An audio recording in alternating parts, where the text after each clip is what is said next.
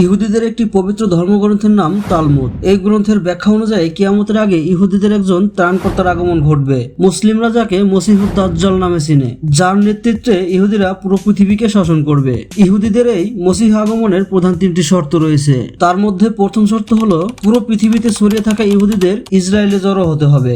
দ্বিতীয় শর্ত অনুযায়ী একটি সার্বভৌম ইহুদি রাষ্ট্র গঠন করতে হবে। আর 3 নম্বর শর্ত অনুযায়ী আল-আকসা মসজিদ ভেঙে সেখানে সোলেমানি মন্দির নির্মাণ করতে হবে, অর্থাৎ থার্ড টেম্পল তৈরি করতে হবে। ইহুদিরা মনে করে দ্বিতীয় বিশ্বযুদ্ধের পর তারা প্রথম দুটি শর্ত পূরণ করতে পেরেছে, অর্থাৎ বিশ্বের বিভিন্ন স্থানে ছড়িয়ে থাকা ইহুদিরা ইসরায়েলে এসে জড়ো হয়েছে এবং একটি সার্বভৌম ইহুদি রাষ্ট্র গঠন করতে পেরেছে। এখন বাকি রইল তৃতীয় শর্ত, থার্ড টেম্পল তৈরি করা। তার আগে বলবো, আপনি যদি আমার চ্যানেলে নতুন হয়ে থাকেন তাহলে অবশ্যই চ্যানেলটি সাবস্ক্রাইব করে ভিডিওতে একটি লাইক দিয়ে যাবেন। 3 নম্বর শর্ত অনুযায়ী তাদেরকে থার্ড টেম্পল তৈরি করতে হলে আগে তাদের পবিত্র হতে হবে, আর পবিত্র হওয়ার জন্য লাগবে একটি নিখুঁত লাল গাভী, যার দ্বারা তারা পবিত্র হবে।